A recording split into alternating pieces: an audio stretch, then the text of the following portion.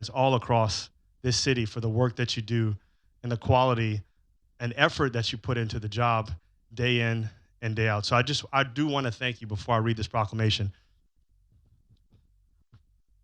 Proclamation of the Mayor of City of Pearland. Whereas public works professionals focus on infrastructure, facilities, and services that are the vital importance to sustainable and resilient communities, to public health, quality of life, and well-being of the people of the city of Pearland. And whereas these infrastructure facilities and services could not be provided without the dedicated efforts of public work professionals who are engineers, managers, and employees at all levels of government who are responsible for rebuilding, improving, and protecting our city's roadways, water supply, water treatment, public buildings, and other structures and facilities essential for our citizens. And whereas it is in the public interest for the citizens, civic leaders, and children in the city of Pearland to gain knowledge and maintain an ongoing interest and understanding of the importance of public works and public works programs in their respective communities. And whereas the year 2026 marks the 66th annual National Public Works Week sponsored by the American Public Works Association, be it now, therefore, I, Quentin Wills, by the power vested in me as the mayor of the city of Pearland, Texas, hereby proclaim May 17th to May 23rd, 2026 as National Public Works Week. In Pearland, I urge all citizens to join with representatives of the American Public Works Association and government agencies in activities, events, and ceremonies designed to pay tribute to our public works professionals, engineers, managers, and employees, and to recognize the substantial contributions they make to protecting our national health, safety, and advancing quality of life for all, given under my hand and seal of office this 18th day, May 2026. Thank you all so much.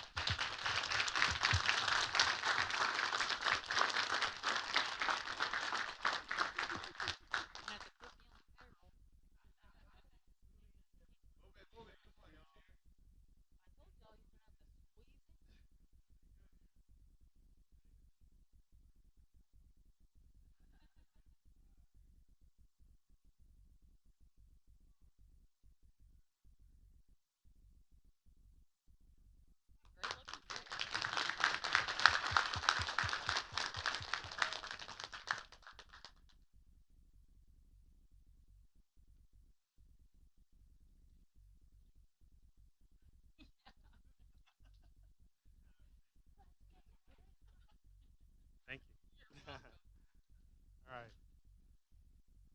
I don't get a cup of water? Ah, y'all get me in here, man. Y'all gave me a break last week. All right, so um, we have something called University of Pearland. And I know, it looks like I know, can tell by the green lanyards, uh, that y'all paid a handsome price for those. No, just kidding. No, no.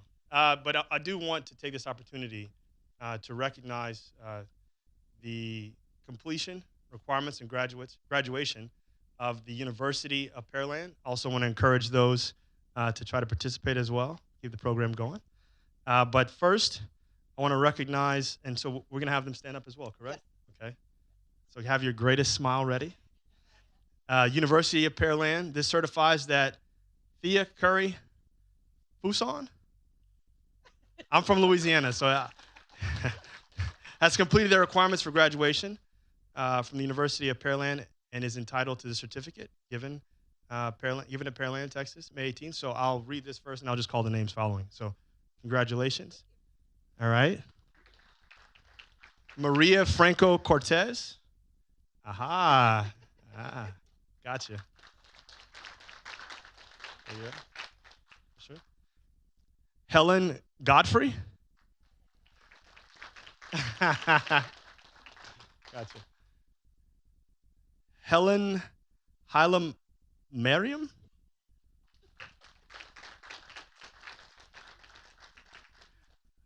I had to chat GBT that one. You're very welcome. Cynthia Hopkins. All right, Ms. Hopkins.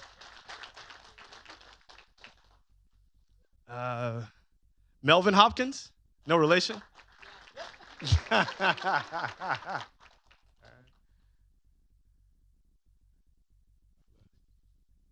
Absolutely. I wonder what would have happened if one got it and the other. Let me just kidding. Just Deborah Lindsay. Nice to meet you. Thank you so You're much. very welcome. Jalen Lyles. All right. Yeah, congratulations. There you go. Cynthia Montemayor Allen. Very welcome, of course.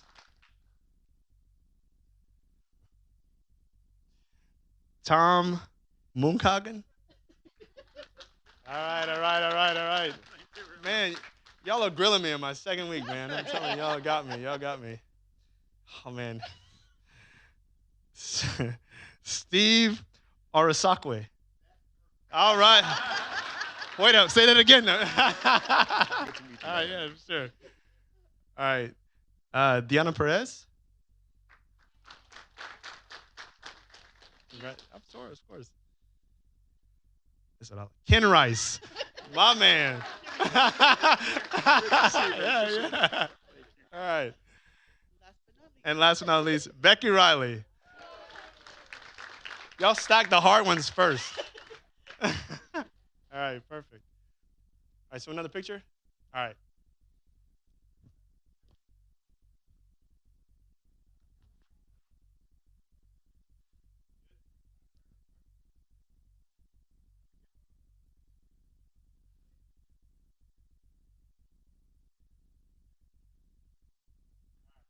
All right.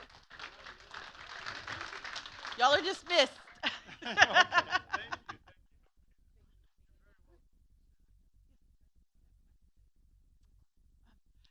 Oh, Did yeah. anybody want to speak on about University of Pearland? Let everybody.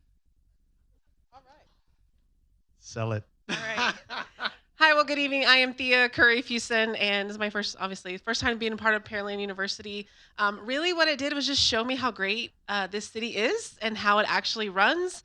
All of the wonderful people who make it happen and make it one of the best places to live, not just in Texas, but the United States of America. So I highly recommend it if you want to learn more about how our city actually operates, meet the people who are behind the scenes, and learn what you can do to continue to keep our city as great as it is. I encourage you to enroll and meet some new friends along the way. Thank you. So I was just asking. So it opens in January. So make a mental note and a note in your calendar because we definitely want to see you there. So thank you all. All right.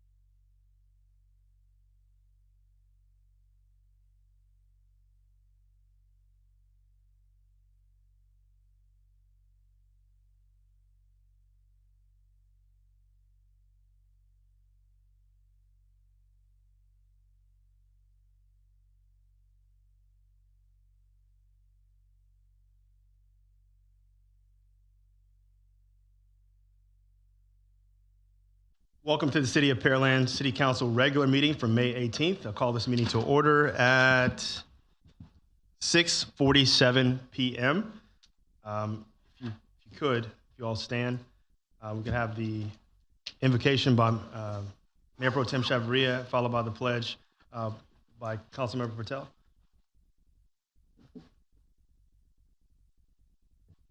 Join me in prayer.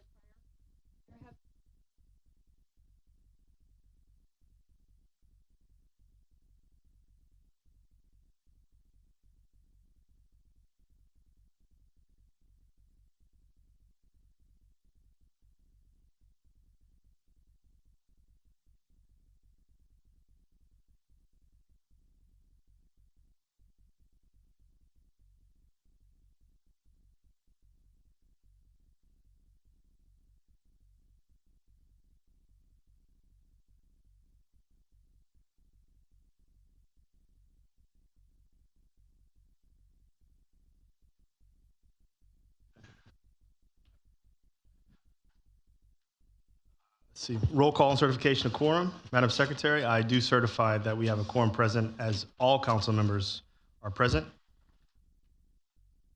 Moving on to citizens' comments. I believe we do have some, okay? And I just want to kind of really reiterate this. To comply with provisions of Texas Open Meetings Act, City Council may not deliberate on any items listed on the agenda. However, City Council will listen to public comment. During public comment, the public shall comply with the council's rules of decorum. Everyone desiring to present, I believe, should have completed a comment card submitted to the city secretary, and then your name provided. The rules for each person is 3 minutes to present the information, and I would just encourage everyone to please be brief and to the point as possible. And so, Mayor Pro Tem Chavarria, if you could help facilitate this portion. Thank you, Mayor.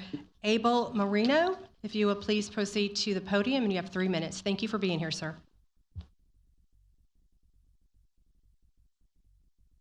And I'm representing Colony Park here in Pearland, Colony Park Just 1 second, could you restate your name one time? Abel Marino. Perfect. Yes, I'm here tonight representing Colony Park residential area here in Pearland, Texas, and I wanted to follow a complaint. We have a neighbor that has 5 pit bulls that are adjacent to another home, and the smell is really, really bad, and not to mention the loudness, and then of course what dogs do by secreting, both of, I didn't want to say anything vulgar or anything, but we know what dogs do, and that's why you have the smell. And also, an easement has been built adjacent to the dividing wooden fence line. And we have gone to the code enforcement, and the code enforcement says that up to five dogs are allowable at a residence. And we've also gone to animal control. And so we're just out crying for our resident in our neighborhood, and me being the HOA president, on a resolution, a better resolution for trying to, fix this issue and fix this problem that we have. And not to mention last, but these folks can't even enjoy their backyard because of what is going on across the wooden fence. Thank you. Thank you, sir. Ted Brian Caldovita is next, please. Thank you. Thank you so much. You can just call me Ted Bryan. Last name is Calavota. Starlight Bay Court, over on the west side of Pearland. It's great to be here. I'll try to keep this under 60 seconds. A couple years ago, there was a bond that was passed by about 130 votes. And our soccer club, Pearland Soccer and Shadow Creek Soccer, was instrumental in getting that bond passed.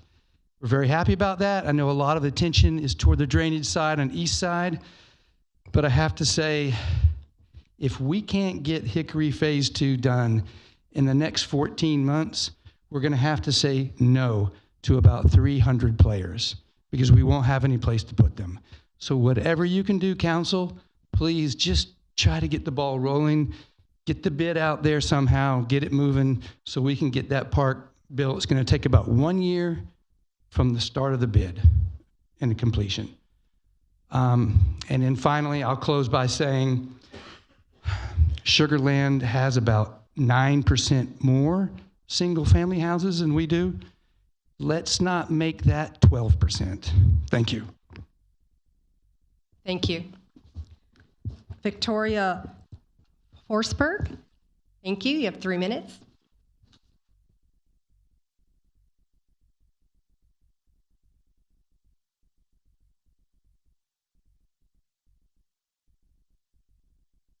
Thank you. Good evening, Mayor, Council, and staff. A few weeks ago, very late in the evening of April 29th, I came across a post on our Avalon Terrace Facebook page regarding a family who had been evicted from a rental home in our neighborhood. Sorry, I may get emotional.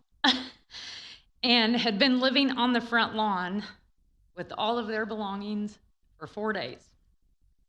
The next morning, I drove to the residence, and honestly, I was overwhelmed by what I saw. Personal belongings scattered everywhere, a family sitting in uncertainty, exposed to the elements, exhausted, and simply trying to survive. In that moment, I did the only thing I knew to do. I started making calls to people I knew who would care and who I believed could help.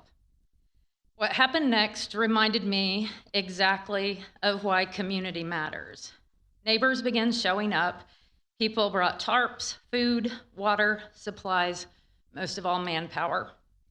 Complete strangers extended grace, dignity, compassion, and support without hesitation. Tonight, I want to publicly thank a few individuals and organizations in this room and throughout our community who stepped forward during a very difficult situation. Mayor Pro Tem Chavarria, Councilmember Joseph Koza, City staff members Joel Hardy and Mr. Epperson, the Pearland Police Department, the Pearland Neighborhood Center, and members of my community, including Miss Sunny Cherry, Miss Vanessa Bean, Mr. Brandon Childers, Dr. Chris Schaffler, and their families, along with several neighbors throughout Post Oak Court and Timberside Drive, who quietly showed up and literally helped carry the burden. I also want to personally say that I was honored to assist Mona Chavarria's recent re-election campaign because she truly is a testament to what a civil servant should be. She genuinely loves this community and the residents of Pearland. And I witnessed that firsthand during the campaign and throughout this situation. I apologize. Truthfully, any one of the individuals I mentioned tonight would come to my rescue at a moment's notice, and that's something I do not take for granted. There's a quote by Margaret Mead that says, "Never doubt that a small group of thoughtful, committed citizens can change the world. Indeed, it is the only thing that ever has." Over the past several years, our world has often felt divided, angry, and disconnected. But standing in the middle of that front yard, watching people come together simply because another human being needed help, I was reminded that compassion, kindness, and generosity still exist. And not only do they exist, they must continue to be cultivated, protected, and passed forward. We all have a responsibility to care for one another, to lead with grateful hearts, and to extend grace whenever we are able. Communities are not built by buildings, roads, or meetings alone. They are built by people willing to show up for one another in moments that matter most, and Pearland showed that. Thank you all for reminding me what community truly looks like. Thank you so much.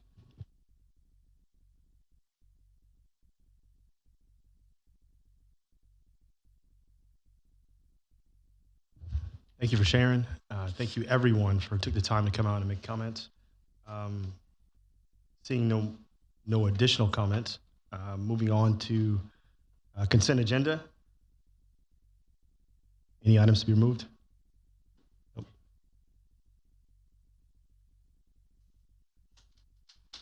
Councilmember Koza, can you present items A through E? Certainly, Mayor. Consideration and possible action, consent agenda items A through E. So moved. Second. Motion made by Councilmember Koza, second by Mayor Pro Tem Chavarria. Madam Secretary, would you call for the vote? Member Koza, Aye. Member Eccles, Mayor Pro Tem Chavarria, Aye. Member Byram, Aye. Member Cade, Aye. Member Fernandez, Aye. Member Patel. Aye. Motion passes 7-0.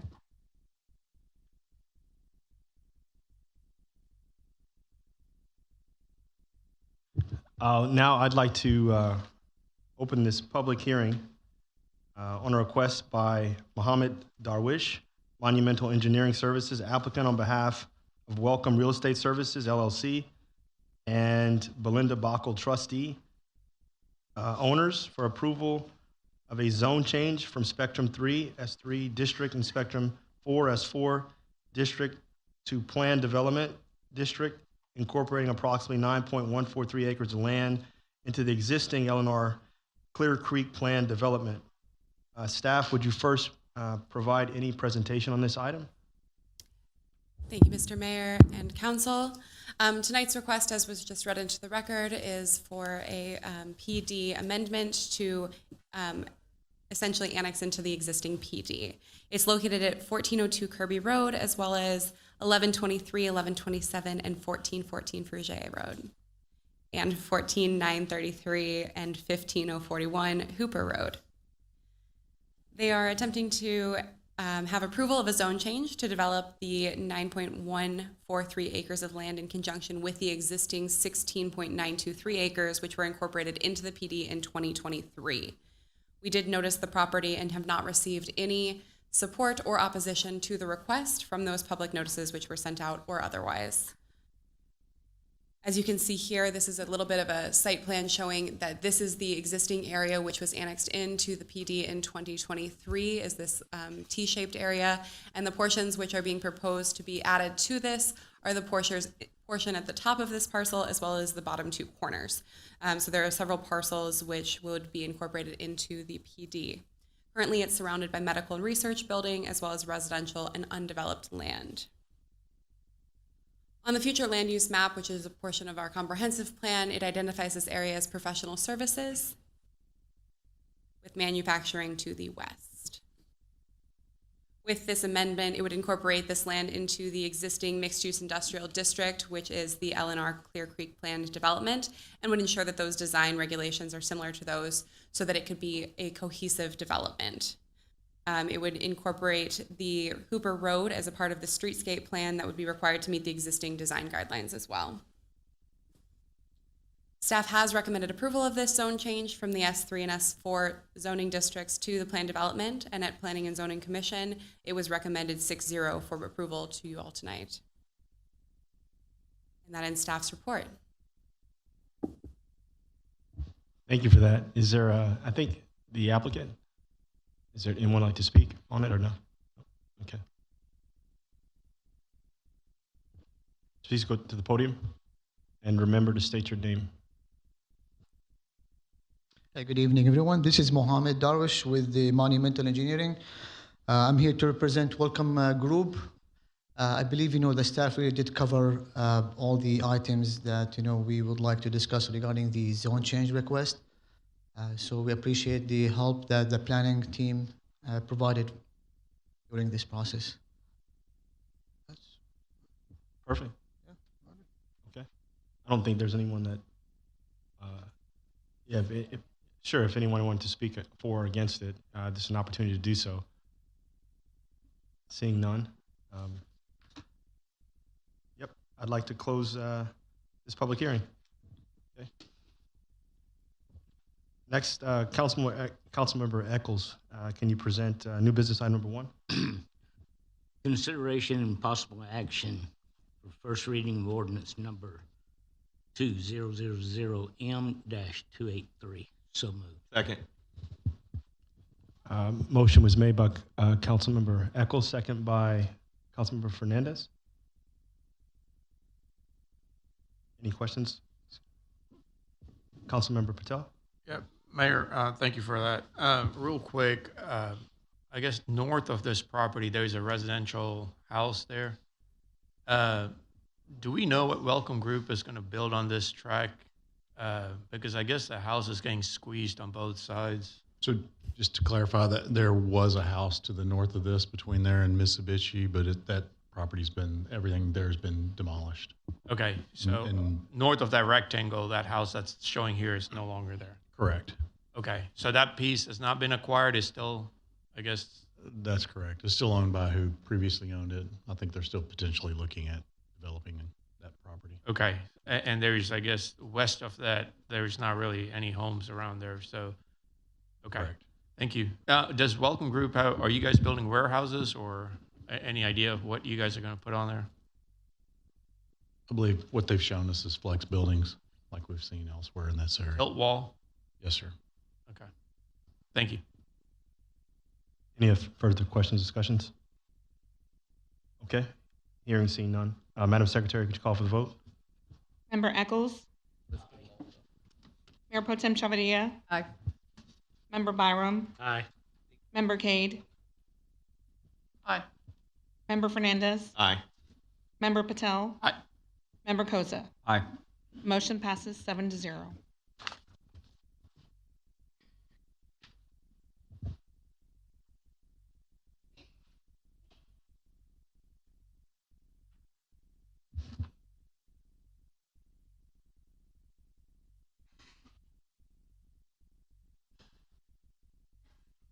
Mayor Pro Tem Chavarria, can you present new business item number 2? Public hearing number 2. Sorry. Got it. So I'll open up another public hearing on a request from Renee McGuire, applicant on behalf of Forgotten Angels Foundation, owner for approval of a conditional use permit for sheltered care facility use within the general business district on approximately 6.65 acres of land. Staff, do you have a report for this as well? Thank you, Mr. Mayor. Tonight's request is a conditional use permit, which is required for a shelter care facility within the GB zoning district. A sheltered care facility is how it is designed. The definition by the applicant is a 5,355 square foot residential respite care environment, and the definition essentially translates to the same. Within that GB district, it does require the CUP for the use, which is why it is before you tonight. We noticed this as well with notices and a sign. They were sent to all adjacent property owners with the exception of the property to the due west, which does not have an owner listed in the BCAD information. And so the sign was posted visibly on the site with adequate time. However, that information, as you saw in your packet, did not exist for that adjacent property owner. It is a largely undeveloped site, so there is not a resident that is being affected by it on that location. This property is zoned general business. You can see it in this slightly arrowhead-shaped property here, and the future land use map identifies this as a split between several different place types. We have urban living, we have traditional residential, and we have professional services. The portion on which this is going to be developed is in this corner here at the northeast corner, just south of the existing building here, within the traditional residential place type, although the split place type does make this a bit challenging to distinguish between them. As an institutional use, it does meet the uses for each of those place types, though. This is a site plan showing the existing buildings. I have identified them in a little bit darker gray. It's a little hard to see on this screen, so I apologize in advance, but there are existing buildings here and at the front of the lot here. And this is where that proposed building is going to be. I've put an arrow, I've clouded it, I've done my best to make it visible on this site plan for you. It is pushed back from Industrial Drive towards the rear of the property. It does meet the established criteria for the approval of a CUP, and staff has recommended approval of it. At Planning and Zoning Commission, they recommended approval with a vote of 6-0 as well. That in staff report. Thank you for that. Is there anyone here to make a presentation? No? Oh, sure. Okay.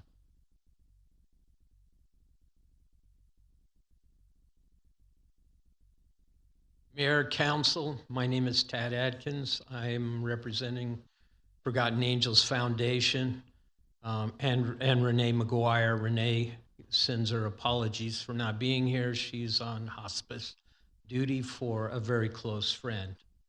So this is not a high-intensity commercial use, not a treatment center, not a shelter, and not a boarding house. It is a supervised, limited occupants respite setting designed to support individuals with intellectual and developmental disabilities and their caregivers.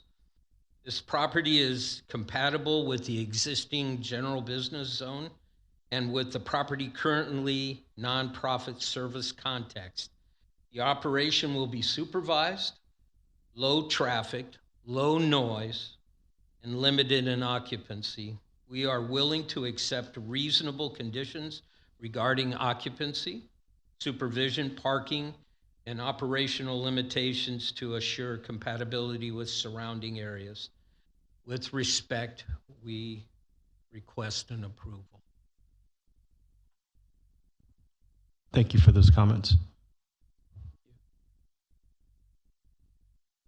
Is there anyone in the audience that would like to speak as well on behalf or against? Okay. Thank you for the comments, and thank you, everyone. And if there's no one else, I'll close this public hearing. Mayor Pro Tem Chavarria, can you present new business item number 2? Thank you, Mayor. Consideration and possible action resolution number R 2026-CUP 2026-0156. So moved. Second. Motion made by Mayor Pro Tem Chavarria, second by Councilmember Koza. Additional questions from council? I wanted to say I appreciate Ms. McGuire and what she's done for our community through Forgotten Angels. And all before this, thank you. Perfect. Any other comments or discussion items? Seeing or hearing none, Madam Secretary, would you please call for the vote? Mayor Pro Tem Chavarria. Aye. Member Byram. Aye. Member Cade. Aye. Member Fernandez. Aye. Member Patel. Aye. Member Koza. Aye. Member Eccles. Aye. The motion passes 7-0. You're welcome. Thank you for coming. I'll now open this public hearing on a request by Harrison Baldwin of QT South LLC, applicant on behalf of Ul Suk Lu and Sung Duk Chen, owners, for approval of a conditional use permit for a convenience store use within the M1 district on approximately 7.173 acres of land. And staff, do you have a presentation on this as well? I do, thank you. This is to be located at 4213 McCard Road and is a request for a convenience store use within the M1 district, as was just read into the record.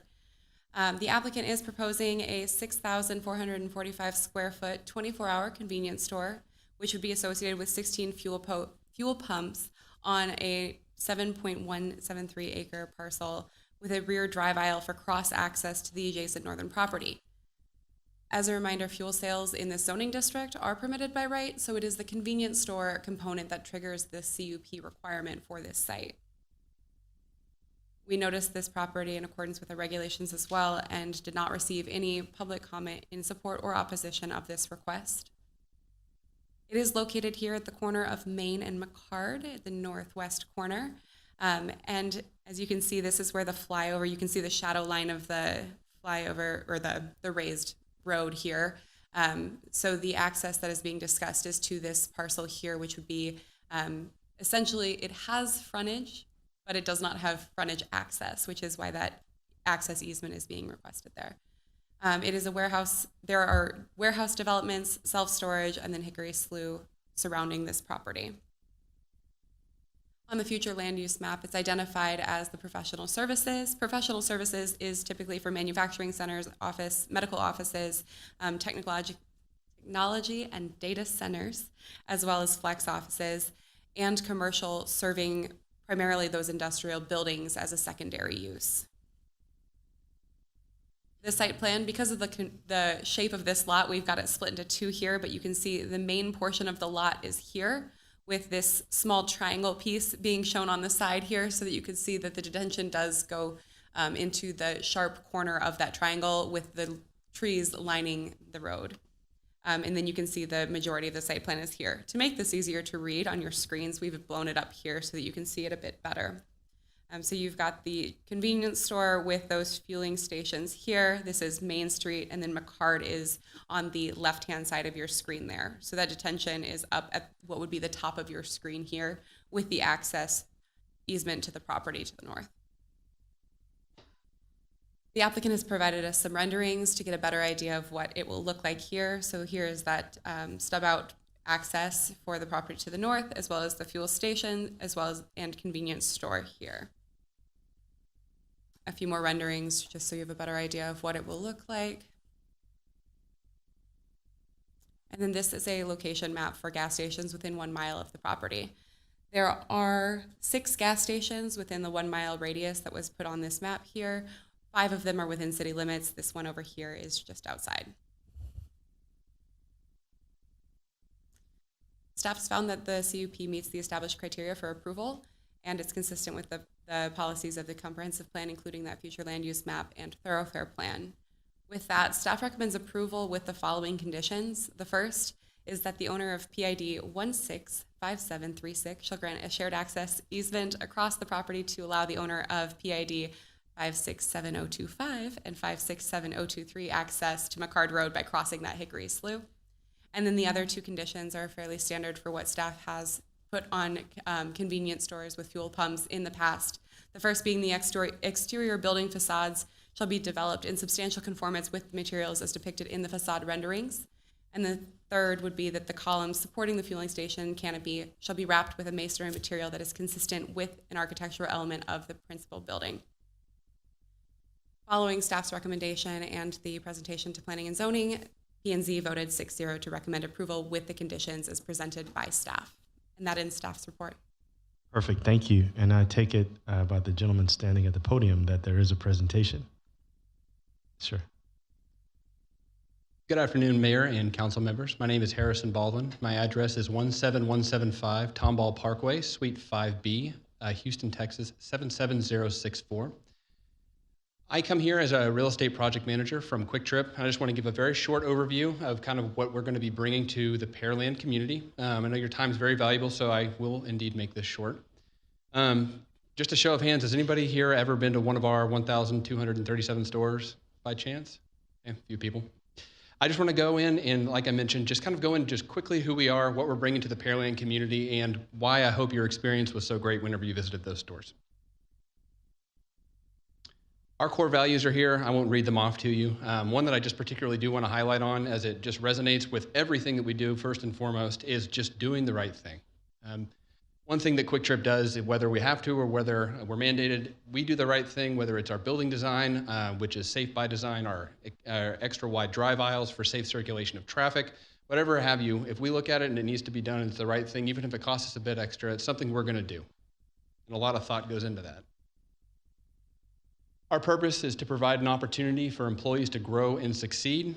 My part to play in that is finding us new locations where we could promote new managers from existing stores and hire members of your community into our stores and welcome you into our family, so we're also part of your community as well. A few facts about Quick Trip and how we can benefit Pearland directly. Each new store is going to generate about 20 to 25 new jobs per location. Here, our average store manager salary in the Houston area is about $112,000 up to $120,000 per year with full benefits. Average entry-level assistant manager is going to be about $52,000 per year, which is above the national average by quite a bit. Also having full benefits. If you're just part-time, going to school, wanting to work hourly where it fits into your schedule in between studying, you're going to be starting at $17 an hour, which is pretty great. Something we're particularly proud of, though, to get to the meat of it is we are also a National Safe Place, which is a designation we're very proud of. We help endangered youth with over 600 help just last year alone, and that grows considerably as we establish a bigger presence in more communities and people understand that we're someone to be trusted for that. Also, Quick Trip contributes 5% of our profits to charitable organizations within the local communities here in which we operate. So that doesn't go back to a national account and then distributed over large philanthropies nationally. It comes here and specifically reflects in your community. Specifically, here are a few that are on our radar right now, ones that we want to look into and learn more about, as we believe that they align really well with our values as well, and we want to find out where needs can be met and how we can help meet those. So Keep Pearland Beautiful, Neighborhood Resource Center, the RISE program particularly, EDC Youth Work Program, and the YMCA are all ones. If there's more that we'd like to learn about and if there's other needs that we can be met, we'd love to hear about them. Just a brief overview of where, whoops, got to the food too quick, sorry. A brief overview of where we're at right now in the city or in the country and kind of where we're expanding. We're almost coast to coast. Our particularly new market and our biggest focus right now is the Houston area. We offer a wide variety in our kitchens, which we're very proud of, very high quality, made from scratch in about the time it takes to fill up your car. So you order and you can be on your way very quickly. Just some tweets that we've had of recent. Some are a little funny, but they're great. We tend to be pretty popular on social media.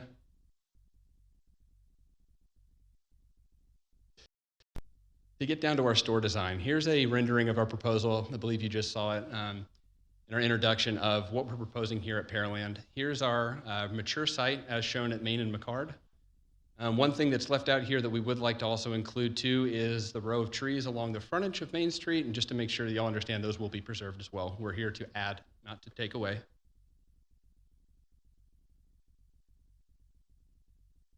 Here's a site plan, just in the general overview of what it's going to look like. Also north, to orient yourself, here is obviously to the right. I'd like to particularly highlight the area in green as something that, as a good neighbor and bringing to the community, we are willing to work with. We would like to grant an easement for access to the industrial use behind us so they can access McCard. I think they're in a bit of a situation right now. We'd love to accommodate that for them. So shown there is the access easement that we would like to be granting them so they can come in and install a drive aisle themselves. Our building elevations, as you'll see here. And then reflected of the planning and zoning meeting, we know that brick wrapped masonry is requested to match our building around the fuel canopies. We had that mocked up just to show exactly what that would look like. One of the things that we particularly adhere to is usually a safe by design. Typically those are left a little bare just because of visibility, so we can see properly from the store. But again, that's something we reflected on and realized it still adheres to what we need to do, something we'd just like to show. So here's just a very basic rendering of what that would look like.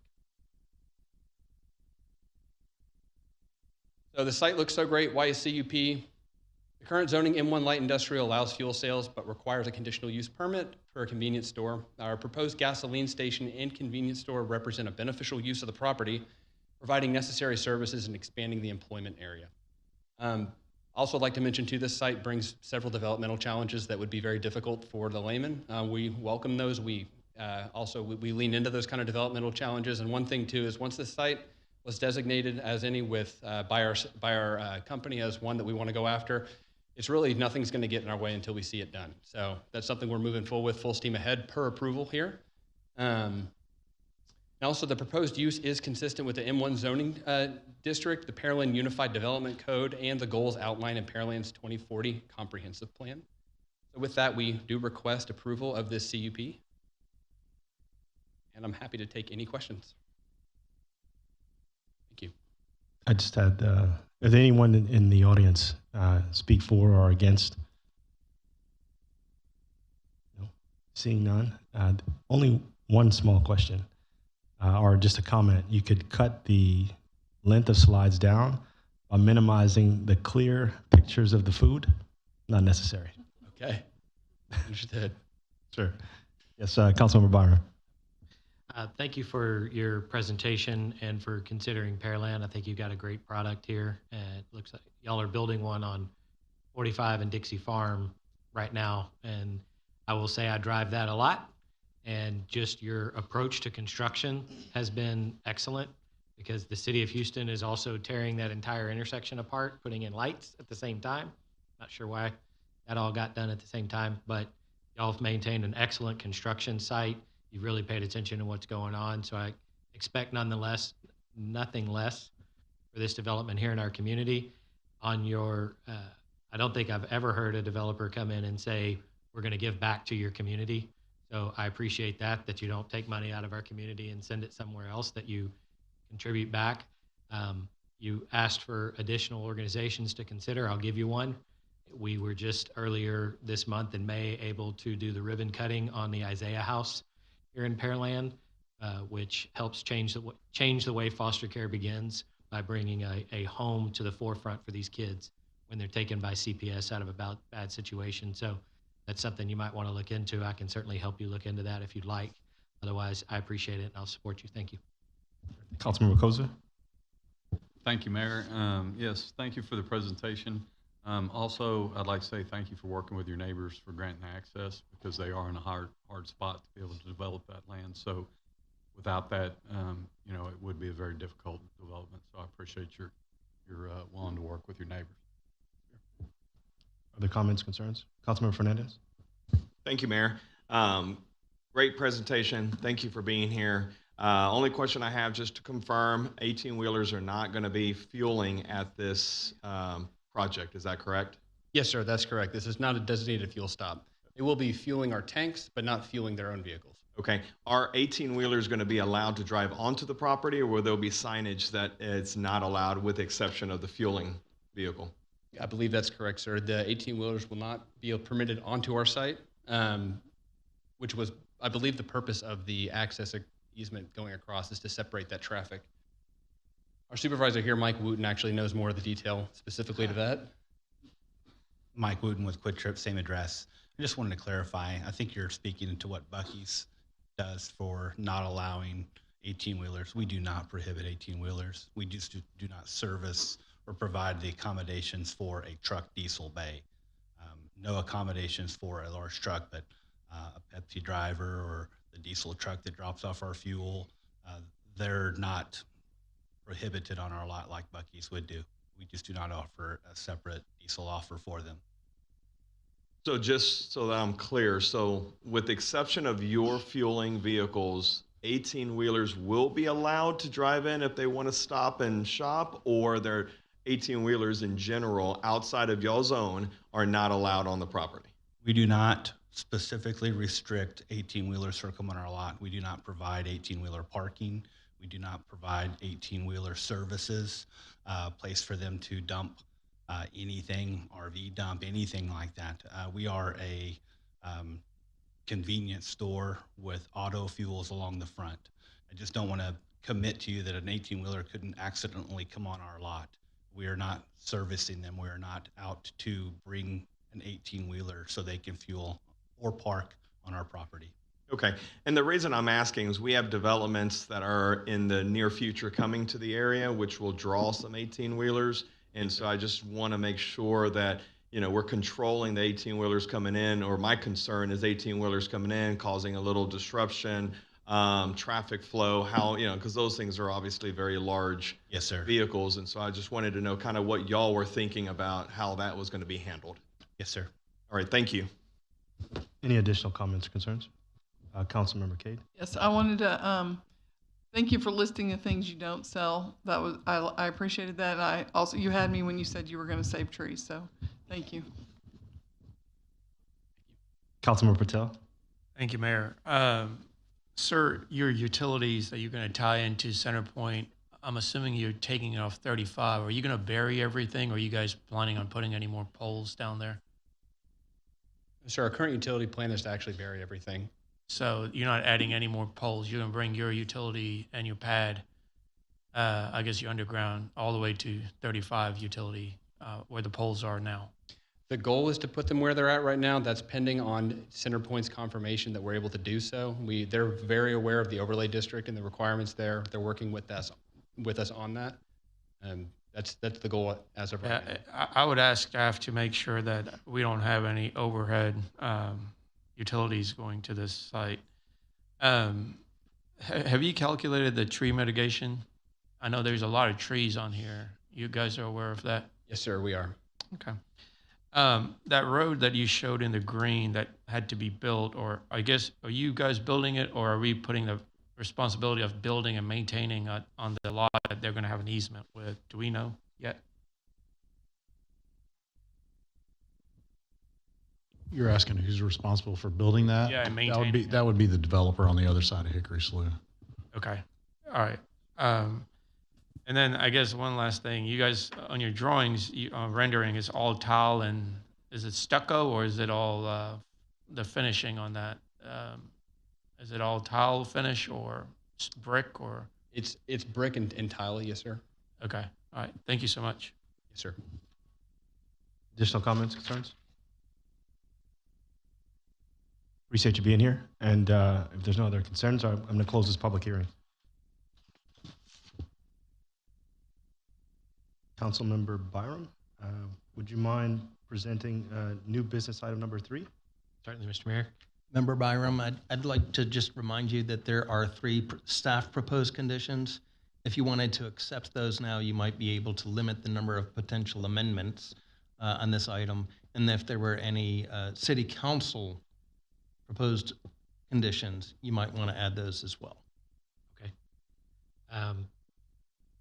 Can we go back one? So I can, there we go. Thank you. Sorry. Consideration possible action resolution number R2026-CUP 2026-0161 with recommended conditions. So moved. Second. Motion is made by Councilmember Byram, second by Councilmember Koza. I would, Mayor, like to add number 4, that there's no overhead power lines to this building. Everything has to be buried. Conditions noted. I was looking to see if somebody was moving to second that. I'm taking that as a proposed motion to amend. Member Patel? Yes, sir. I'll second it. So there was a motion to amend that power lines are buried, correct? Second by. I'm trying to clarify if that's already required. That is already a requirement, as this property is located within the corridor overlay district on both McCard and Main. So it is going to be something that is reviewed during the building permit process with corridor overlay district review. Thank you so much. So no motions needed, correct? So how do we handle that? Because we have a motion and a second. Did we have a motion and a second? We did. Yes, sir. I think I heard Member Patel with the motion and Member Fernandez with the second. So would you be willing to consider withdrawing your motion? Yes, sir. I'll withdraw my motion.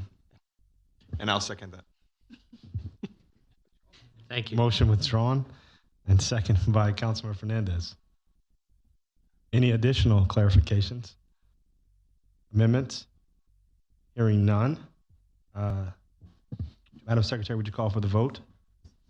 Member Byram? Aye. Member Cade? Aye. Member Fernandez? Aye.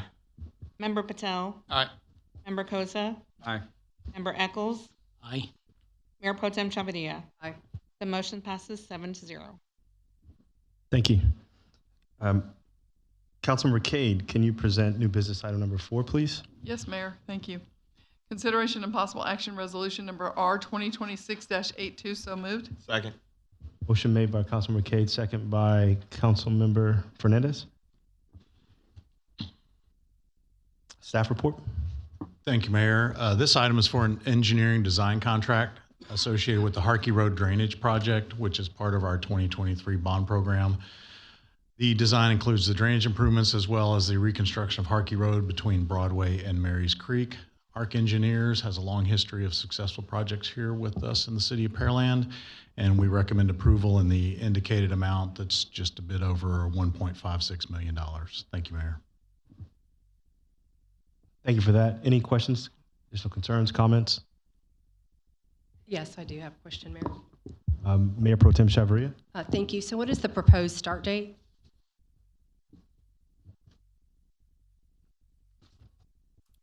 Typically, we would start just as soon as you're talking design phase services, right? Yeah, we would start just as soon as we can get the proposal back. So assuming it takes us 2 to 3 weeks to get the purchase order done. So as soon as we can get the purchase order done, then we would kick them off to start design. Thank you. And then the design's scheduled for about 16 months before we get to construction. I saw someone else with an additional question. Okay. All right, Madam Secretary, would you call for the vote? Member Cade? Aye. Member Fernandez? Aye. Member Patel? Aye. Member Koza, Aye. Member Eccles, Aye. Mayor Pro Tem Chavadilla, Aye. Member Byram. Aye. The motion passes 7-0. Thank you. Councilmember Fernandez, can you present business item number 5, please? Thank you, Mayor. Consideration and possible action, resolution number R2026-85. So moved. Second. Motion made by Councilmember Fernandez, second by Councilmember Cade. Could I have a staff report, please, on this particular item? Thank you, Mayor. This item is our annual insurance for wind, hail, and wind-driven rain. We work with our insurance broker, McGriff, to solicit proposals, review those proposals, and then review the renewal options based on going out to the market. This recommendation actually adds new buildings that we've completed since the last time we renewed. It also increases our total insured value as inflation has driven up the value of our buildings, and then also increases our per incident coverage, while also seeing a decrease in our overall annual premium of about $94,000. So more buildings insured, more value insured, and increased per incident coverage, while a decrease in the actual premium. So we recommend approval in the amount indicated in the agenda request, which is just over $1.43 million. Thank you, Mayor. Thank you for that. Any questions? Councilmember Patel? Thank you, Mayor. I would ask the council to consider a trend. I think there was a proposal that said $75 million was the coverage that we could get. Correct? Is the insurance broker here today? So would you go mine at the podium? I appreciate it. Right above I guess you have also provided a $75 million at cost of $1.5 million. Am I correct? 1.4. Please state your name. Oh, sorry. Well, my name's Johnny Fontenot with McGriff Insurance Services. Thank you. Mr. Fontenot, thank you for coming. And I guess one of the things that was interesting, that wind-driven rain was covered. Is that correct. Included in the 60 million or the 70 or both? It's included in both. Yeah, I would tell council to consider just taking the 75 million. You're getting a $15 million valuation increase, and in today's construction cost, I mean the cost is very incremental compared to it. I know you're looking at $94,000 savings to get a $10 million bump plus a savings, but I think that $75 million is worth it. As you are seeing what Hurricane Beryl did, again, I think we'll be within budget. And so again, I would strongly advise that we consider that 75 million coverage. Additional councilmember comments? I'm not sure I understand what you're asking, Rishi. So I think the proposal is at $60 million coverage, right? And you're saving $94,000, but they're giving you an option to do it at $75 million coverage at almost the same cost as what you paid last year. And last year you had a coverage of $50 million. Did I misspeak? Where you see? That's correct. Last year our coverage was 50, so we bumped it up to 60 this year. 12. We chose the 60, based on historical, what we've seen during major events, what the claims have been per event. And so that was how we based our decision. Go ahead and take that cost savings, be able to increase over what we had last year, and go from there. I think for $100,000, you're getting a $15 million additional coverage. I think it's just a peace of mind. As much as money we spend on a lot of other things, $100,000 is not as a drop in the bucket to get $15 million additional coverage. That's my point. Right. So the increased premium, if I'm reading this correctly, from 60 million to 75 million is 63,000. Is that correct? That is correct. It's not 100. It's even less. Yeah, you're right. But what I'm saying is, if you're looking at the $94,000 that you would save, right? If you went with the 60 million, you're saving 94,000 from last year. Yeah, so you'd still be saving 31, but you'd have increased coverage. Is that correct? I'll second it. That is correct. We're doing the numbers right. Dias math is always Sounds crazy. correct. Our consultant's telling us is correct. Okay, So, fair enough. so I guess the question: what was the rationale behind this proposal versus the other? It's just based on historical, per incident cost that we've seen in the past whenever we've had a Beryl or a Harvey or Ike, the amount of damage that we actually had and had to deal with. I think that's why you've seen that we've brought those per incident totals down over the years as we've seen insurance costs rise. So if I'm not mistaken, as far as for meeting purposes, we would have to either vote down. We'd have to amend it. Amend it. Yeah. And I think the other thing that went into account is that, we're looking at every penny moving forward because we do have we are going to present a no new revenue budget this fall. And so we're scrutinizing everything. Okay. And I think that's a fair point, Trent. I really do. But look, the way I look at it, and Councilmember Byram can probably shed some light. I have not seen costs come down. If you wanted them to come down, they were yesterday.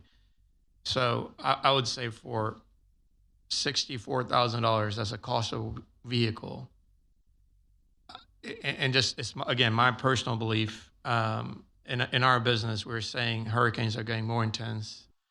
We keep missing it. And the day we have this for $15 million at a $63,000 additional cost, is it not worth just getting a peace of mind? That is my point. I certainly understand that historically we've been below $60 or $1 million, so why insure it? But we've also put some serious assets in the ground. First, starting out with a $250 million sewer plant out there. And again, the water treatment plant. And again, we're investing in the public works, $20 million. So I think it's just a peace of mind for me. So I think for $63,000, it's just worth it. So Are the wastewater and water infrastructure buildings covered under this, or are those on a different policy through the enterprise fund? I believe like the occupied buildings are, the main structures. I don't know that we cover all of our basins and all of the main structures like that. Brittany, you want to address that? No, we don't have all of the structures, just those, like the administrative building, the membrane. There's one more building that I'm drawing a blank on. Those it's the administrative buildings, the blower buildings, the buildings that house some of the equipment, but the main structures and basins, those, they're built such that, unless it's a direct hit by probably a tornado, we're not. So just to be clear, we just need a motion to amend. I'll make that motion, sir. I'll make a motion that we amend and get a $75 million coverage. Second.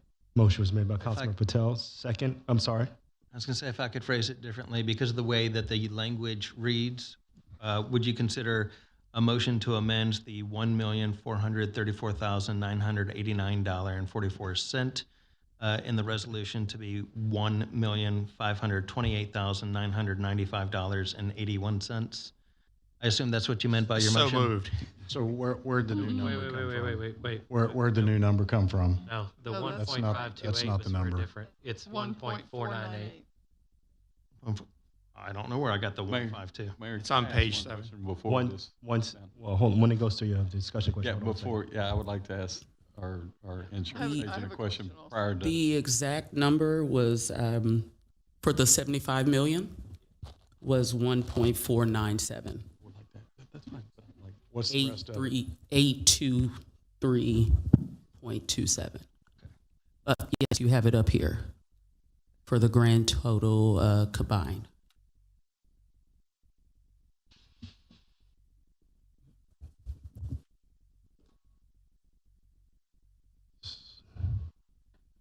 So it's Do we amending have the some- 1.435 million to the 1.498 million. I think we had other questions. Do we Yeah, I want to just answer want to those ask first? a question before we vote Yes. on the motion. So wherever got a I'm in motion. line, I'm fine. That's fine. I just want to make sure we get this amendment correct, and then I'll move to questions. Correct. Sorry. I make a motion that we so moved. Second. Motion was made by Councilmember Patel, second by Councilmember Cade. Questions, Councilmember Koza. Yes. So from our insurance agent, I understand you know, stand to gain from an increase, which it's not huge, but looking at what we have, what we're insuring, what is your advice on good, bad, or indifferent? Yes, I was Do we have telling enough? Do staff we need earlier. more? Yes, we did a modeling report in 23, and we're running one right now. But the 1 in 10,000 windstorm showed about $84 million potential maximum foreseeable loss. The 1 in 5,000 was like 62 million maximum foreseeable loss. Now that's just modeling, and so we know the accuracy of modeling, and you know we've seen on the Gulf Coast with Houston, no one modeled a Hurricane Harvey. So Yeah, it just depends on the storm you get that year. correct. You could be in or out. I was just curious to kind of get your input, since none of us up here are insurance experts. Yeah, I do agree with the fact that the market has never been in a position where you can buy an extra $15 million limit for, you know, $60-something thousand. It's really inexpensive in this market right now. All right, thank you. Councilmember Cade. Trent, you mentioned new buildings added. What new buildings were added, please? I think the buildings at the surface water plant. I'm not sure if there was any others, but there was definitely those. Thank you. I just question. So those rates that were posted, and we talk about differentiation in these rates and tiers. Are all of these rate tiers market? So what we do is when we take your underwriting information, we go to the entire worldwide marketplace. And so we're talking to domestic carriers, London syndicates, London carriers, European carriers, and Bermuda markets. So we build up your limits, starting with the first 5, the next 5, and build a tower. And Brittany has the tower. We call them mud maps, but it's basically a tower that shows each carrier on each layer. And then we designate an adjuster so that once you do have a claim, one adjuster is representing all the carriers, and we have an adjuster that works with them. But your rates right now are very competitive in this marketplace for as close you are to the Gulf Coast. I guess what I'm really just getting at is based on these tiers, we talk about differentiation. I know we're going to go for the vote, but as a someone presenting it, it could be presented in such that we're going to be steered towards the most profitable tier based on whatever the rates and ranges could be. So when we talk about differentiation and 63,000 less or more, if you are the provider gearing us to make a certain decision, then you could influence us perhaps by making one rate more equitable to pursue versus another is what I'm saying. I'm not making any more money at 60 million limit. That's not what I'm asking. Million. I'm just saying that it could be potentially that Yes. And I will we're tell you forced this. to make a decision based on the carriers presented to us. The carriers at that extra $15 million pretty much are saying you're never going to have a $75 million loss. That's the bet they're making, but they're making it all across the world. Got it. Thank you. I think at this point, no further questions or concerns or comments. I'm sorry. I apologize, Councilmember Byron. No, thank you. I just want to say, given the fact, Trent, thank you for pointing out that because we gave a no new revenue, I appreciate staff hammering away, trying to find savings, presenting savings, putting it back on us to be able to say, well, we'll spend some more money in that arena. But it's not often that you get increased coverages, increased buildings, and a decreased premium. So I appreciate y'all's due diligence and your work to make that happen. Thank you. Thank you for that. So seeing no other comments or concerns, questions, I'd like to call for the vote. So to be clear, we're going to call for the vote On the proposed amended- amendment first. Correct. This is, okay. Member Patel? Aye. Member Koza? Aye.